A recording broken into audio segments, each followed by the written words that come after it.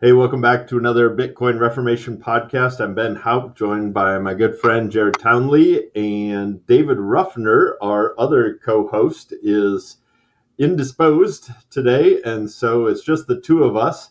I'm excited to talk a little bit about Jared's recent trip to the Bitcoin conference, but first, just interested in the latest news on the Townley family, because there has been, since we recorded last, I think, some really big events in the Townley family. So, Jared, how are things going? We didn't even talk about this before we started recording, so I'm genuinely interested. What's new with your family?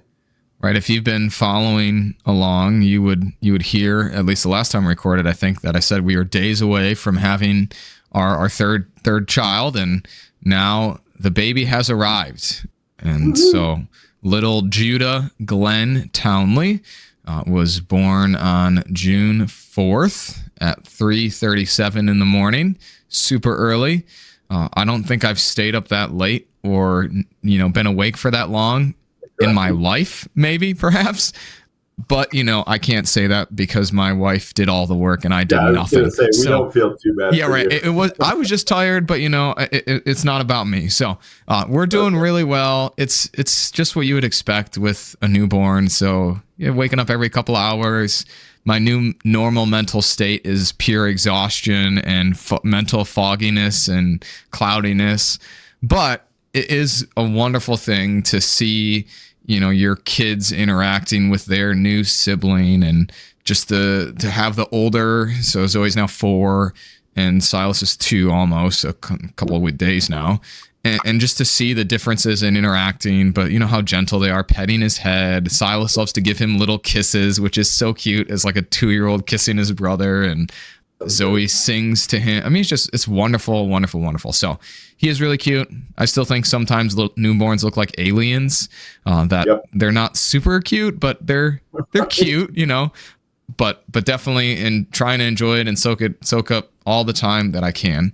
So that's part of the reason why, if you're also listening and you're saying, hey, where were you 2 weeks ago or whenever we were supposed to be?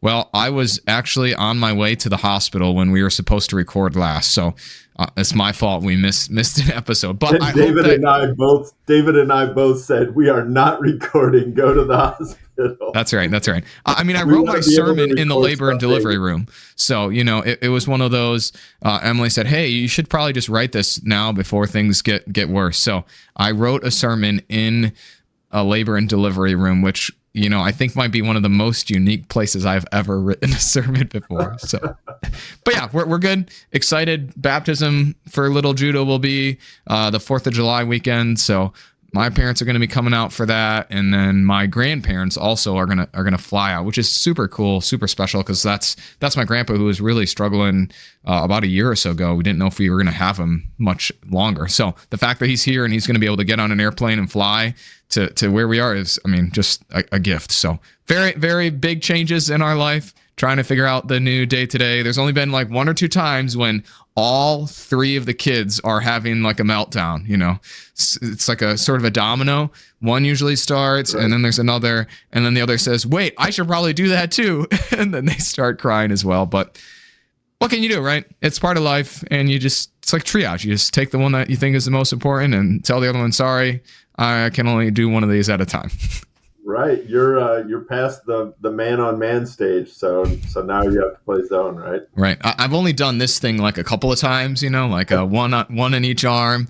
But right. Silas is a tank for 2, so he's super heavy, and then Zoe is just large. I mean, she's 4. I can still pick her up, but then it's kind of like, well, this is a very fragile one if I'm holding Judah. So it's an adventure, and it's good. It's one of those things you see God's goodness and his provision and faithfulness in it all, that even though I might be exhausted out of my mind, I'm still living, and kids are still growing.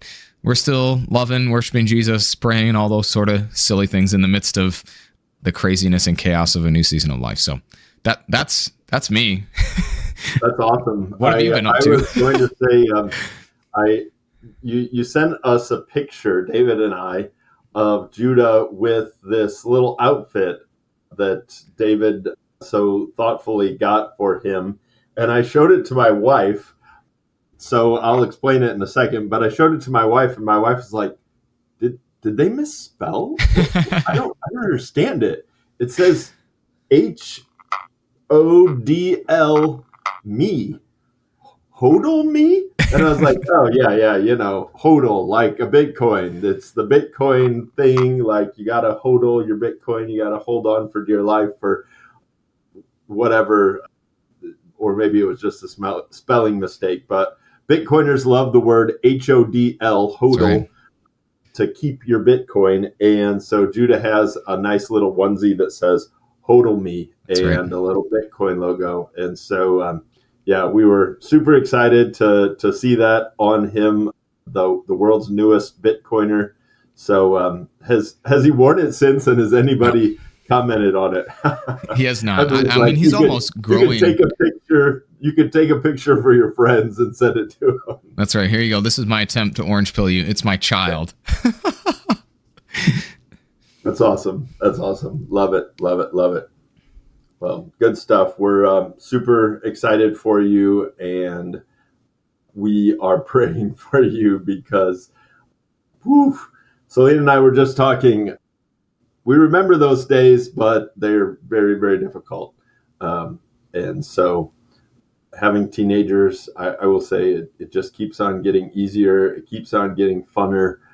We're just having a blast with our teenagers. So we just got back from some vacation. We were in Western Colorado, and I got to meet a sort of Bitcoin famous Bitcoiner out in Western Colorado, Ben Justman, and I hope that we can have him on the show at some point. The Bitcoin wine guy, Peony Lane. My wife was scrolling through a bunch of different wineries that we could visit, and I had come up with several because I'm very, very picky about the wineries. I am an unabashed wine snob. And she said, "What about this Peony Lane?" And it looks like he accepts Bitcoin. And I was like, "Wait, Ben Justman?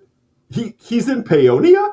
Like that's exactly where we're going to go visit." And so our first winery was to Ben's, and man, it was so fun. He cracked open this amazing bottle of Pinot Noir that he had grown and produced and made into wine, and it was so stinking good. Maybe better than almost any other American Pinot that I've had. It was really, really, really good. And we just talked wine and Bitcoin, and so that was a blast. We did some fly fishing on the Colorado River. We went to this national park that I had never heard of, the Black Canyon of the Gunnison. Have you heard of that? Never heard of it. Nope. It's a national park in Western Colorado, and it's basically, it looks like a Grand Canyon, but it's just in Western Colorado. So on the way out of the park, as we were driving out, I see this like brown thing. I could tell it was an animal of some sort. I thought maybe it was a deer because it was kind of a light tan. And then it put its head up, and it was a bear. And so it was definitely a black bear, not a grizzly. There aren't grizzlies in Western Colorado, but we sat there for a second, and then I put the car in reverse so that we could get right up close to the bear. And it was a mama, and she had two little babies that were clearly born this spring. So they were only 3 or 4 months old. They were cute as buttons. We didn't get out of our car, but I mean, we were within 20 feet of the bear. It was That's amazing. Crazy. And that's about as close as I'd want to be. Yeah, right. Selena was like, go. And I was like, nah, the bear's not going to attack a car. And if it does, I can easily gun it. And right. So the bear seemed fine. And we got to see these two little bears. Sweet. If you follow me on Facebook, you can go to my wife's Facebook page or mine, and you can see the little bears standing up on their hind legs. It was amazing. Cute. So yeah, a little bit of vacation, but now we want to hear a little bit about your time at the Bitcoin conference in Las Vegas, Bitcoin Conference 2025. So what was it like? I've always wanted to go, but have never been. That's a great that's one of those questions that people ask. Hey, how was your vacation? The good? I don't even know where to start, right? So let me first just say, right, I have to feel like I give a shout out. So usually these tickets cost like $600 or so, but for some reason the Tuttle twins were giving them away. And so it was one of the things I thought that I was about to get scammed and they were going to steal my email and whatever. But, after checking all the domains and everything, it was legit. And so I got a free ticket to go, which is great because I'm not about to pay $600 to go if I don't necessarily need to, if you will. And so got a free ticket, which is super great. Shout out to Tuttle Twins. You should check them out. They do some great YouTube videos, educational stuff for kids. We've talked about it here that my daughter runs around the house sometimes and sings the song, "When money is controlled, money is corrupted." And Silas and Judah will start to sing that too someday. But regardless of that, I want to answer that question in maybe 3 or 4 different things. So first, like, what is the conference? Who did I see at the conference? Because I think that's a very important thing. What did I hear? Like, what was the sort of topics, things that I took away? And then maybe why do I think this matters? And obviously, I'm just a guy. I'm not an expert, not claiming to be there, having seen everything. Obviously, this is all not investment advice, all those sort of things. But it's my perspective of somebody who was there for a couple days and a couple hours walking around, taking it in, all those sort of things. So hopefully you might benefit from that just to kind of grasp where things are as we think about Bitcoin and adoption and the future, all those sort of things. So let's start with kind of the what.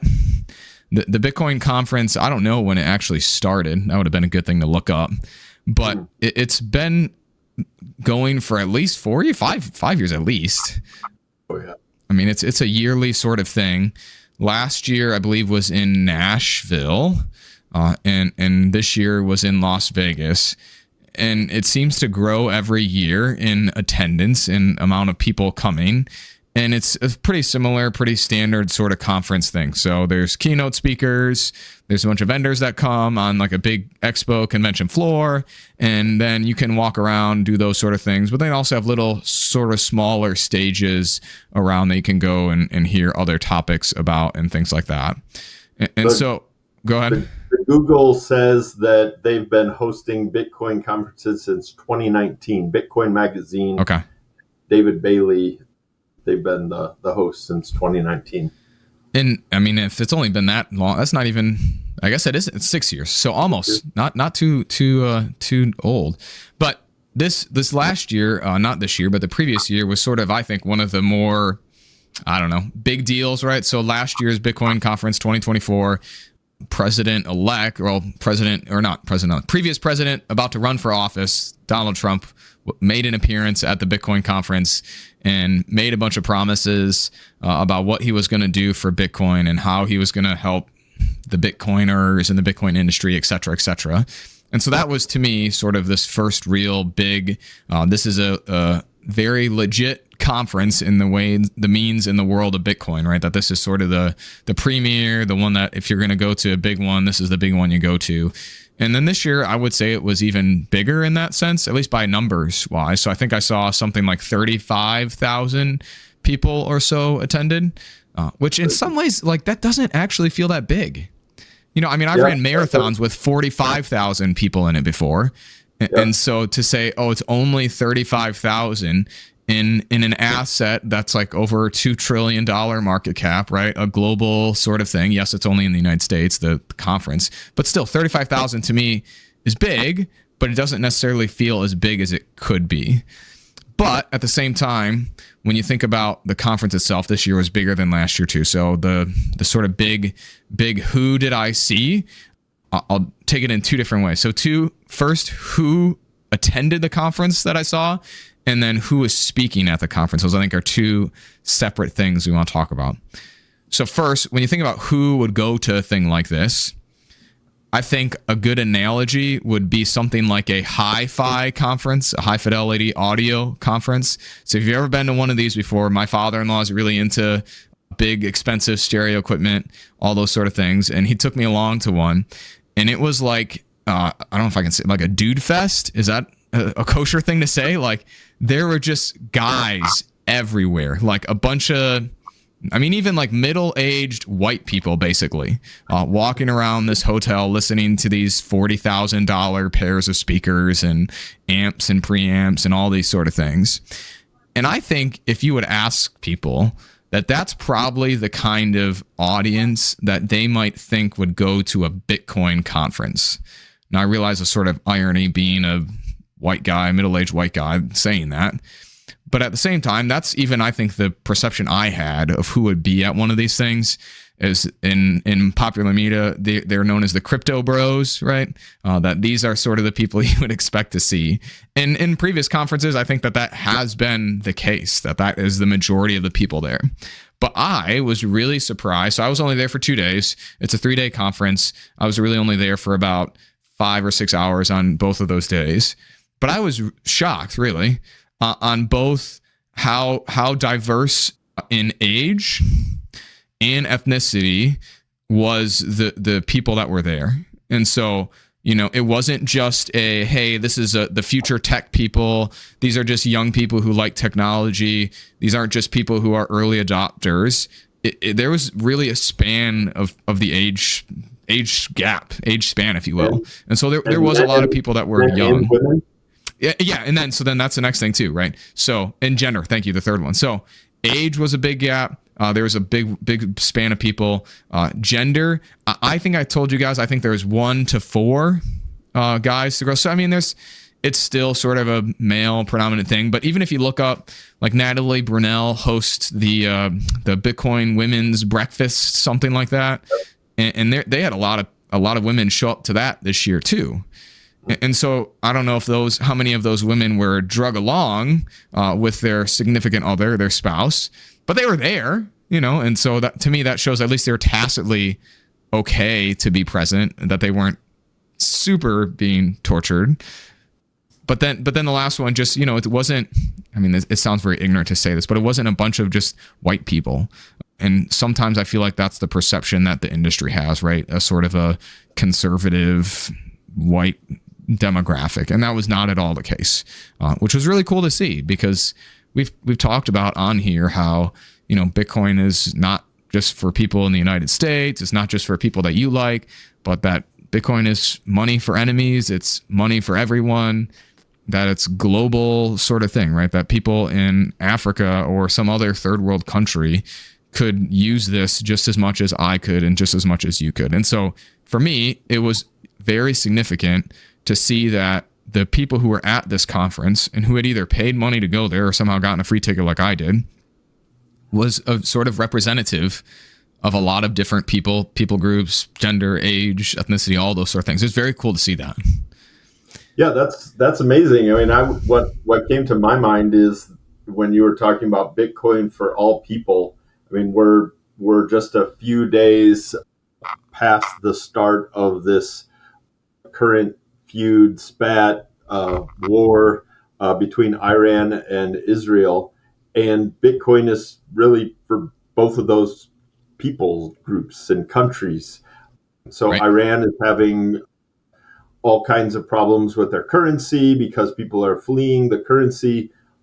I could imagine some people fleeing Israel because there's a lot of it's certainly not a one-sided thing. It's back and forth. And so you could imagine that people who are fighting in a war against each other could possibly be fleeing to the same thing. Same with Russia and Ukraine, or China and Taiwan for that matter. So it's kind of astounding that Bitcoin is very much, it doesn't take sides. It really is, anybody can use it, and it is for humanity. Right. It's apolitical. And, I think we talked about it when the war with Russia and Ukraine started, but the ability to take your wealth in, whether it's a hardware device, something small like this, or just have the 12 words if you're using a single sort of 12-word C phrase and go, because we've seen people say, hey, you need to get out, you need to run, need to evacuate, this or that city, and you don't have time to go to a bank and, cash out your money or cash out your whatever. And so to be able to just leave with your wealth, knowing that, it's not on there, right? We've talked about that. But knowing that your wealth is safe, your time has been preserved, all these sort of things is a super powerful thing. That one of those, I don't think too many people thought they were going to need it. But in the moment that they needed it, I bet they were pretty proud they had it and very grateful for that. So it's it's kind of awesome, awe-inspiring even, if you will, to be able to see and know that's possible and capable for any person who's in distress, right? We prayed this weekend in worship in the Lutheran Book of Prayer. There's a little prayer for when war breaks out in a country. And it's like a beautiful way, because we pray, right, that all bloodshed would stop, right? We as followers of Jesus are not ever happy when someone is killed or murdered, right? That we want all people to live and to sort of live the life that God has given to them. And so to know that, hey, this might help someone be able to actually do that is also just a super, super cool thing that we, especially as Christians, followers of Jesus, can appreciate, can like, all those sort of things. Oh, so awesome. Let's talk about what did I hear? Yeah. And so, or what was there maybe too. So let's do what did I see first, because that's a little less deep, if you will, and then we'll go to what did I hear. So in the expo floor, there is a bunch of different vendors. I don't know if they have to pay for these. I'm assuming they probably have to pay some sort of fee to be at the conference. I don't know. But let's assume that they do. And so, who is there? What sort of groups did I see? Stuff like that. So one of the things I saw a lot of and I was surprised by is the amount of different Bitcoin mining things that were there. So whether it was different Bitcoin mining companies, so like Marathon was there, Marathon Digital was there, and I think Clean Spark was there as well. They were a big sponsor of the conference. But then also just like these big companies that would help people mine Bitcoin. So there's a couple COMEX sort of, what are they called? Like storage containers. And they had outfitted them. So what it would look like if you turn one of those into a Bitcoin mining rig, which was super cool to see. You see those driving on the road, you see them on TV, but to like see one in person and just how much space there is in one of those things for miners was absolutely wild. It was massive. And so there was like 3 or 4 of those. There were some that were talking about how to cool your Bitcoin mining machines. There were there's 2 or 3 that were offering mining hosting services. And so this would be, instead of you buying a Bitcoin miner yourself, plugging it into your wall, paying the electricity, making sure your miner is doing good on the maintenance, all those sort of things, you pay somebody else to do that for you. And then they manage the back end of your mining. So they manage the internet connection, the electricity cost usually is cheaper because they can buy it from some big electric company. And there's all sorts of different risk and things we're not going to talk about. But there's a few of those that were there. Another thing that I think I saw a lot of was sort of consumer-facing companies. So things like Gemini, they're really pushing, that's a exchange. They sell other things other than Bitcoin, but they were there to promote their credit card. And so they offer a Bitcoin credit card there. They had a couple of Bitcoin Cybertrucks that were kind of cool to look at. And then Fold wasn't there, which was a little sad, but their priorities maybe are elsewhere. But there was a couple other sort of consumer-facing things. So the floor itself I would say was both very business-orientated, which I think is a good observation that will kind of lead us to where we're going next. That a lot of it was like, why are you here? Like, a normal Bitcoiner is not about to go out and buy a storage container, a shipping container, and turn it into like a big mining operation. I guess you could, maybe, if you had enough sort of Bitcoin wealth and you wanted to, put it into that. But it felt like it was one of those, this isn't for me, right? This isn't for the normal guy, the normal Bitcoiner that is just here to learn, here to have a good time, here to be with other Bitcoiners. It's for somebody else. And so that kind of leads us to, I think, the first part of who did I see or what did I see is that, or what I hear, is that Bitcoin, somebody has said this, it's not me, that the suits are here. And so what that basically is referencing is the idea that the sort of traditional finance, the big wealth managers, Wall Street itself, whether you think about that as like a JP Morgan Chase, the BlackRocks of the world, the big family wealth management office people, the people who get paid to think about money, to work with money, to save money, to, invest money. Those people are now entering the Bitcoin world. And to me, that was one of the biggest themes of all of the conference that I saw, that I heard. And so I didn't really go to any talks necessarily about that. The only two that I really did was one, I went to the Square CEO. He talked about how Square was going to be making Bitcoin payments as a merchant, to being able to receive Bitcoin on their little Square terminal, the little Square devices that you tap when you go to all these little mom and pop shops. People are going to be able to save and receive in Bitcoin natively in their app without having to jump through and do a lot of hoops, because you can already do it, but it's just kind of difficult. And so that was one big sort of, hey, the corporations are here. I went to another talk with a UK politician who was unveiling some, hey, we're going to allow for positive crypto or Bitcoin laws in Europe. And that was another sort of, hey, the suits are here. I saw a talk with all of these big companies that have and hold Bitcoin as part of their balance sheet as well.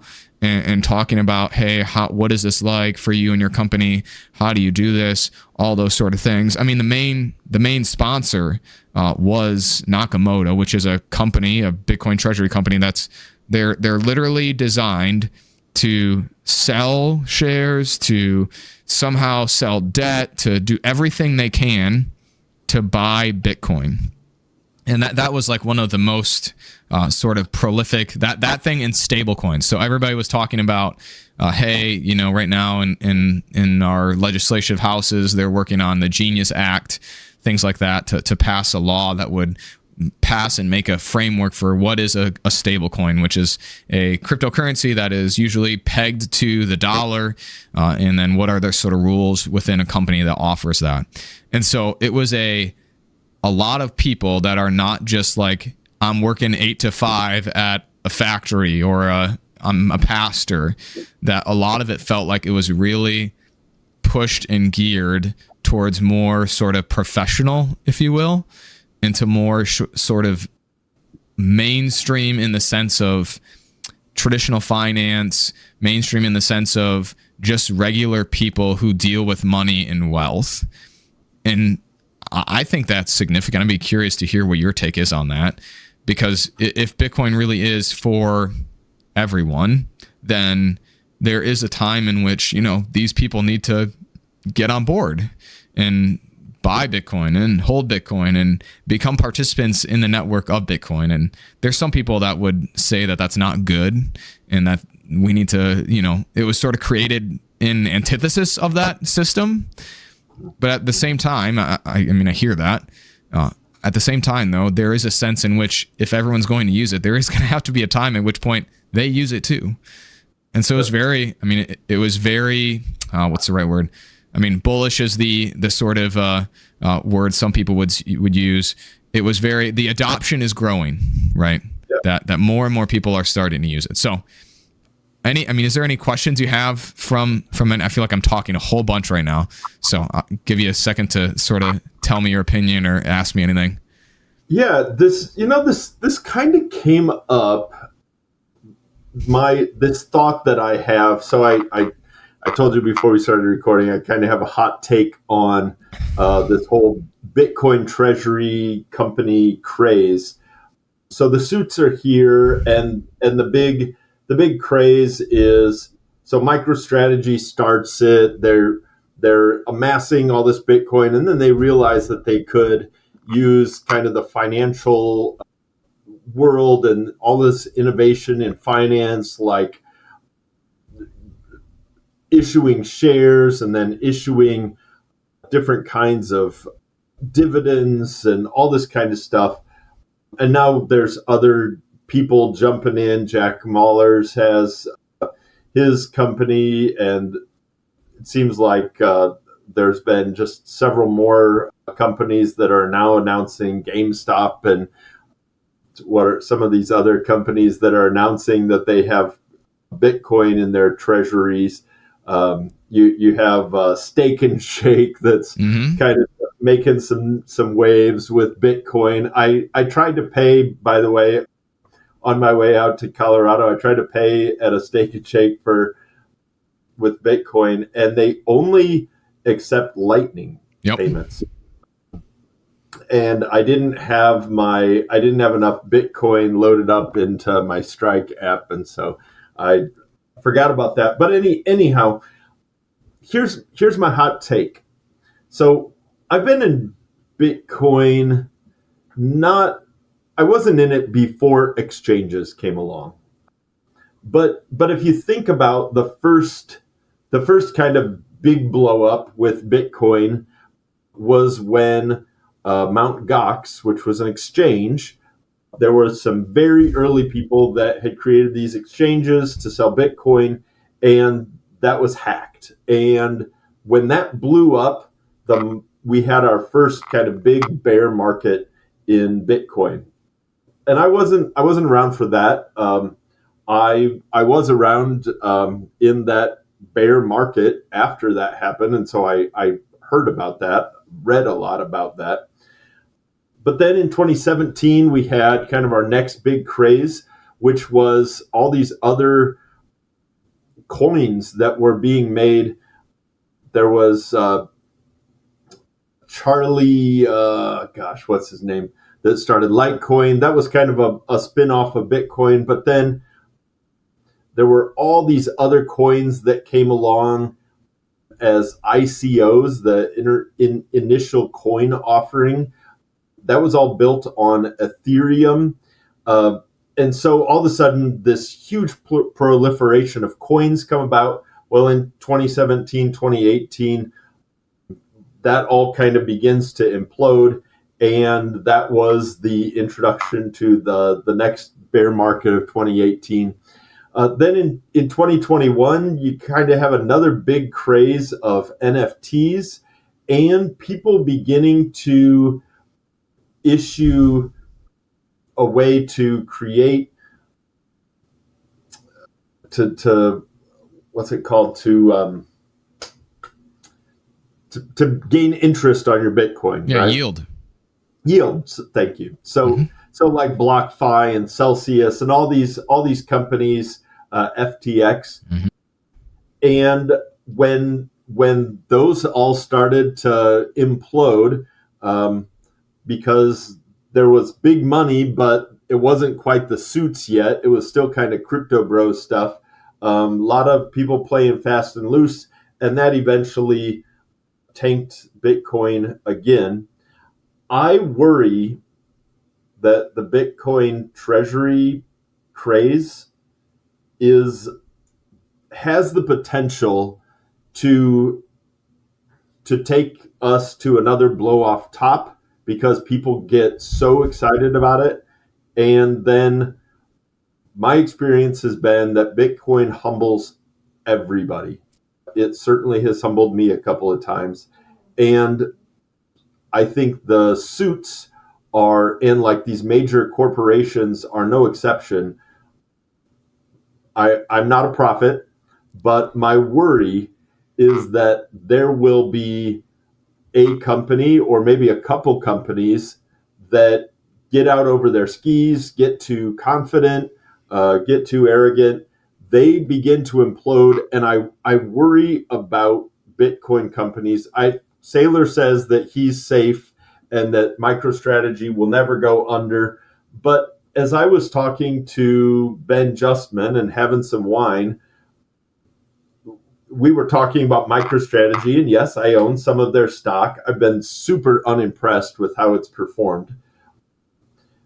And I just kind of had this realization that maybe all these stocks that are tied to Bitcoin Treasury companies are kind of the new ICO or the new NFT craze or the new yield craze. And I'm a little skeptical. I think in general, my grandfather passed this along to me, right? Conservative German farmer. He was so anti-debt.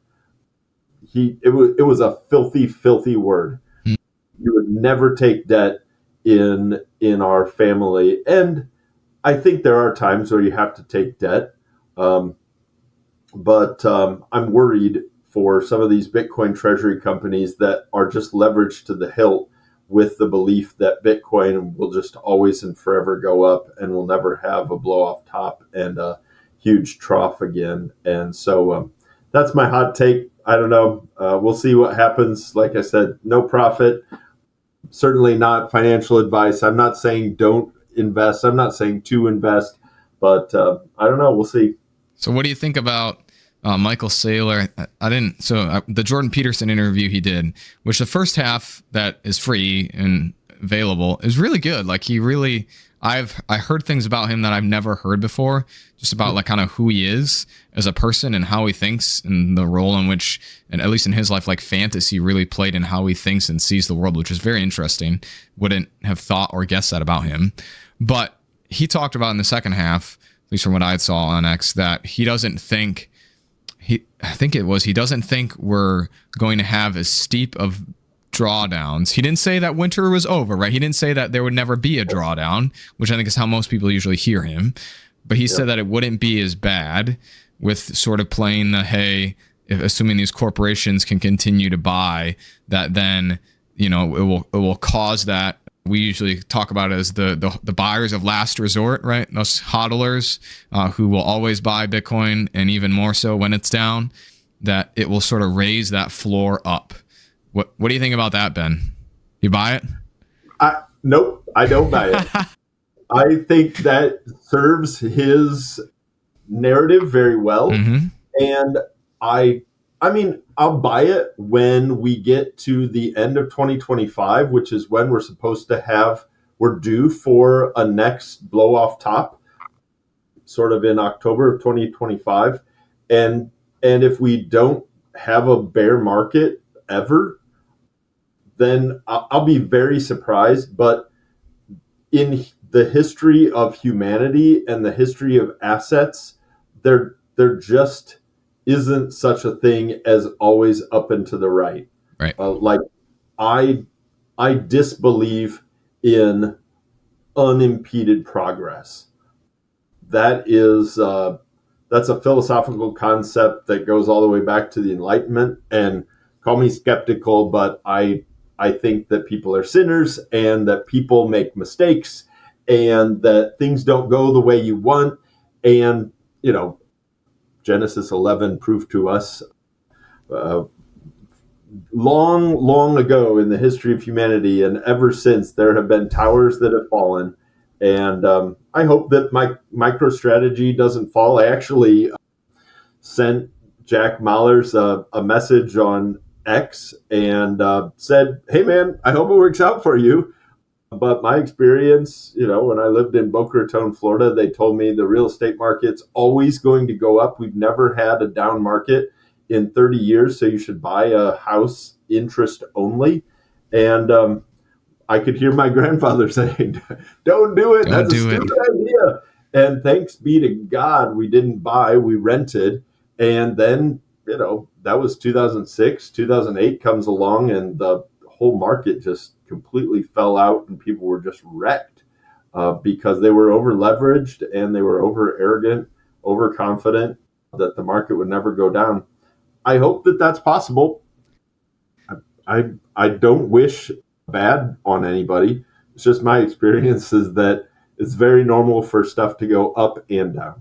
Right. And that was one of the things that I heard too, or one of the things I noticed, just because I went by myself, right? I wish David could have been there. Wish you could have been there. Maybe next year.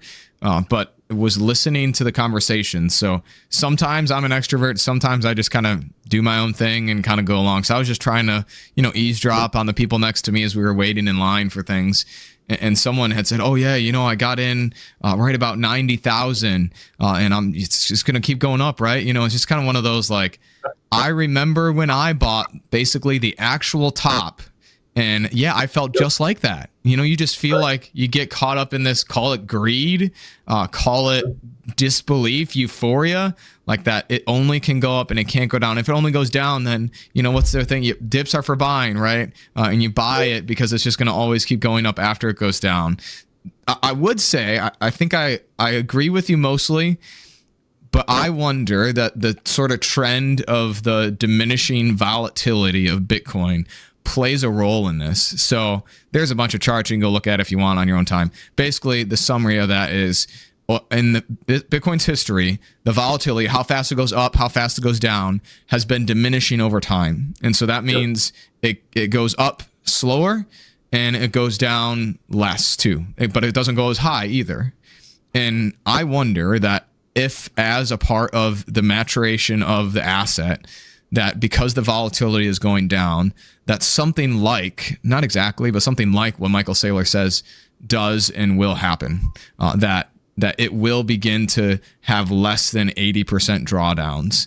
But that, yes, maybe then we're not experiencing, from the bottom of the last bear market to where we are now, a 10x return. Maybe we won't have that sort of gain anymore. And in that world, that kind of makes sense. Like it's just like it's like the NASDAQ, right? You look at a chart of the NASDAQ over 100 years, it looks like it basically goes up and to the right without any interruption. But if you zoom in, on certain things, there's 20%, there's a 30%, there's a 15% decline sort of along the way. And I as part of my own bags or my own Bitcoin holdings, I really hope the volatility doesn't go down on both ways, because when it goes down, then that means I get more. But when it goes up, then it means it's worth more. But in some ways, I think that might be one of the possible futures when we think about what Bitcoin's going to do. So let's get back to the conference here. Unless you want one more thing on that? Yeah, one more thing on that. I would say, I think that that's certainly possible. It does make some sense that volatility is starting to level off and that sort of thing. That is, that's for sure.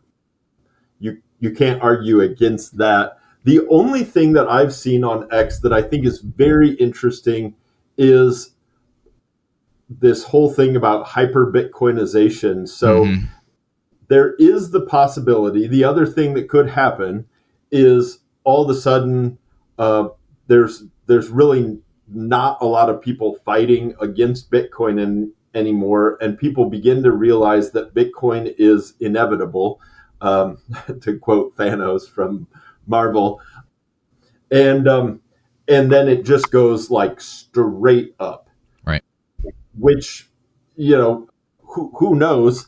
I still think that there will be volatility because it's not even though it is beginning to be a regulated asset, in some respects, it isn't a regulated asset. It will never be a regulated asset.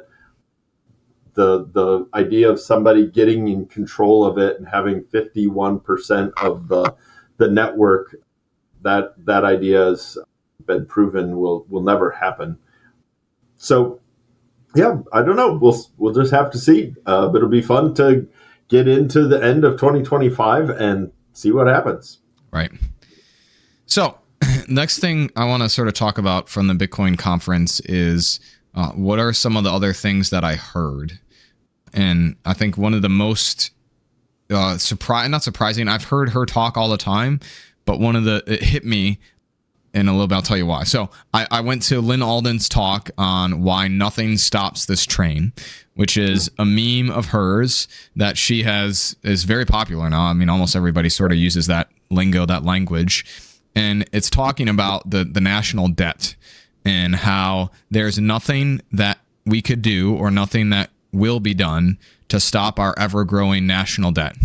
And so this is there's $34 trillion. We're adding $1 trillion in debt every 180 days. David talks about the trillion seconds ago was like 100 BC or something crazy like that. So this is a large number. And she basically went through in this, it was real short, like 20 minutes. It's on YouTube. Maybe we'll put it in the description so you can go watch it yourself. on why nothing stops this train, right? And so in the presentation, basically she says, hey, they're not going to raise taxes. They're not going to cut Social Security. And so the only thing that they can do to help this is to print more money, right? And debase the currency. And then obviously that leads to us then saying, hey, that's why you want to hold Bitcoin, because it protects you from this sort of thing, because they can't print more Bitcoin. But the thing that was significant was the next day, my father-in-law came into town, and one of the first things he knows I love Bitcoin. He knows that I'm in it. He even gave me some money a long time ago. I convinced him to give me some money for Zoe's college that I could buy Bitcoin with, which was great. And then it went down more than half, and he told me he thought I was an idiot and that that was such a bad idea to trust me and all those sort of things. But anyway, one of the first things yeah, right. One of the first things he'd said to me though was, I don't think, our debt is a problem. We have a lot of debt. And I was like, whoa, dude, like, and he even started talking about like how he doesn't believe they're going to like cut taxes, how they're going to raise taxes, stuff like that. And I was like, okay, here, go watch this. And so I sent him Lynn Alden's talk, and he watched it. It's like, oh yeah, that makes sense. But the tricky part is always getting people to say, all right, now I'm going to actually buy Bitcoin. But nevertheless, to me, it was a signpost, a sort of marker that my father-in-law, who maybe is probably more concerned about the markets and the financial world than the average Joe, noticed or said something that basically Lynn has been talking about for a really long time. Yep. And in my opinion, if that sort of language, I mean, what's his name? Larry Fink has been talking about this sort of stuff too in mainstream media, about the debt being a problem, about debasement of currency being a problem. I mean, Larry Lepard has that book, The Big Print, stuff like that those conversations open the door then for what should I do about this? How should I respond? Or, so what about these sort of things? And in our world, we say, and that's why we Bitcoin, that's why we exchange our hard-earned effort and energy, for this currency that can't be debased, that sort of thing. So that was one of the things that was super significant to me, was just hearing that. But then also just hearing the ways in which people are trying to get Bitcoin to more people. And so the Treasury companies, I think, are trying to, at least that's one of the sort of marketing things they're saying is, hey, this is how Bitcoin is going to get to a bunch more people and in a lot more people's portfolios, stuff like that. But I was at a talk with the Exodus wallet, so they're a wallet that you can download on your phone, talking about how they are hoping to get stablecoins, there's that stablecoin thing again, more accessible on their wallet, because the world doesn't, and we talked about this too, the world doesn't necessarily want Bitcoin. They want the US dollar, because even if their local currency is weak, the dollar is better. Even though if the dollar in our world, has lost 99% of its value, to some people it's still better than whatever they have. And so he said that, hey, this is how Bitcoin is going to go from 1 billion to 10 billion people, is first through stable coins, but then when they realize it, kind of what I was just saying, when they need it, then they can easily, quickly, and efficiently change their US dollar stablecoin into Bitcoin. And, I don't necessarily know if I buy that or not. It's one of those like, okay. But at the same time, I think that the point of most all of this, the conference I think was entitled Game Theory, is about the future and adoption, right? So when we have multiple political people that are there, right? J.D. Vance was the opening keynote there. Cynthia Lummis spoke at this. A couple other, I talked about the UK guy already. He was there. There's a lot of politicians there. When we think about, hey, was that good? Is that bad? Are they just going to co-opt Bitcoin? Is this just a Republican thing? Obviously, I would say no. This is a cross-platform, apolitical, doesn't matter what party you are. But I've also heard it said, hey, this is a good thing, and it's an inevitable thing, because if everyone's going to use it, we've said this already, then the politicians need to be engaged with it too. And so, even though I might not buy the argument that stablecoins are going to be the way in which a lot of people become Bitcoiners, I will buy the argument that we need to think about adoption in a large sense. Right? We need to think about adoption in a, hey, how do we get the average person to use this, to buy this? Because as much as I saw a lot of different people, as much as I was surprised by the diversity in age, gender, ethnicity, there's still a lot of people that don't know, that don't do Bitcoin. And that's, I think, sort of the end game, if you will, of the conference itself. It was hey, how are we going to get this to more people? What is the next sort of future going to be like? So that would be sort of my last thing I would say about what I heard. And so for me, the next question then is, if I'm a listener, why should I care about this? Why did I just waste my last 45 minutes listening to you ramble about some conference you went to? Well, I think it's helpful because if this is the sort of apex, the pinnacle of what a Bitcoin world is, then what I saw was a Bitcoin world with more people, that is inclusive of more people, that is a Bitcoin that's being used in more ways too, even, and Bitcoin that is being distributed to more than just the sort of niche community that it was. And that's going to take all sorts of kinds, all sorts of different types of people in different positions, all those sorts of things. So in a way, it just seems like another step on the journey. And so some people, you say the phrase, you feel like you're left out, you were too late. Is it too late to buy Bitcoin? It's at 105 or whatever today. Is that too late? And I would say to you, absolutely not. Not based on what I saw, that it still has a long way to go. Not in number necessarily, but in the adoption and use case of it in the world. That, we're still talking mostly about storing a value, but how much have we talked about? How much did I see about actually spending it?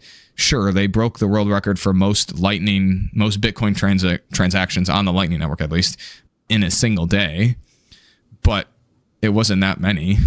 I mean, you think about what's going to be needed if this does become the reserve currency of the world, the sort of thing that we interact with, that our AIs are using, that we're using on Nostr, stuff like that. It's got a long way to go. And so, yes, of course, I left saying we need to buy more Bitcoin. Yes, we need to get more, which, in some ways, if I didn't, then I think that would be a red flag, right? That would be there's something wrong, or this isn't going well, or I need to recheck my thesis of why I Bitcoin and all those sort of things. So I left super, I'm still have not, but I still believe that ministries and nonprofits need to get on board, right? And again, not for wealth, but for the sake of their mission. And it's like, in some ways, it's what happens all the time, right? The business world does something, and then 10 years later, we as a church decide, well, I guess it's not going to be that bad. We should probably start doing it. And it's like, well, why can't we just try it? Why can't we start sooner? Why can't we just, what's the worst thing that could happen, right? We might fail once or twice. But to me, that was sort of my big takeaways. Got to get in there if you're a business and nonprofit, especially if you're a church for the mission of Jesus. But Bitcoin is on its way, doing what it does, and I can't wait to go. Hopefully next year. I joked with Emily because the baby's due date was Friday, and the conference was Wednesday and Thursday, and so Sunday came around before, and I said, "All right, we're good." I was praying literally to Jesus. It would be really convenient if the baby would come on Sunday after I'm done preaching, and then we could be in the hospital Sunday night, and then maybe I can go on the conference at the end of the week because we'll be home by then, and I can just sneak away for a couple hours. And then the day before came, and I'm like, all right, I'd like to go, so can we not have the baby? And she just kind of looked at me with those eyes that kill, like, you fill in the blank, if you will. But then it happened, and it was great. It was a great gift. So I thank God that I was able to go, because our baby came much later. But I don't know how much I would have gotten to go if it wasn't the case. So any last questions for me, Ben? Anything you feel like I left out from things that we've already talked about? No, it's super exciting. I think the idea that we're super early is super important. I was talking with my fly fishing guide, and I just try to bring up Bitcoin nonchalantly, and he said, "Oh yeah, it's like $100,000. I mean, isn't that crazy? Like I thought about getting into it several years ago, and man, I would be rich if I had, but yeah, it's too late." And I said, "Oh yeah, I think that probably with within the year. Again, this is not financial advice, but I said, just speaking for me, I'm kind of planning or thinking that maybe it'll be up to 150,000 by the end of the year, somewhere's around there. I think that's a fairly conservative estimate among Bitcoiners. And he was like, "Oh, really?" And I said, "Oh, yeah, I'm still buying Bitcoin." He's like, "Really?" And and then, we were fly fishing. And so the conversation trailed on. And I do have to, final thing to say is I mentioned that I didn't get to pay for my Steak and Shake with Bitcoin. But when I was with Ben Justman, I did. I had gotten all of my stuff together and scraped up a little dust on Strike and paid for several bottles of wine with Ben Justman and used Strike, and it was awesome.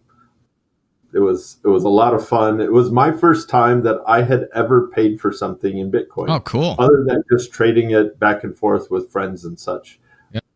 So yeah, it was super fun. So yeah, we're super early. I saw something on X about comparing where we're at with Bitcoin adoption compared to the adoption of the internet, and it's like, I don't know, we're in like 1998 or something as far as internet adoption goes. So yeah, still super early, and it'll be a lot of fun to see where we go from here. So hey, thanks for telling us about the conference, and look forward hopefully to being there next year. So absolutely great to be with you, and listeners, God bless you, and we'll be back again soon.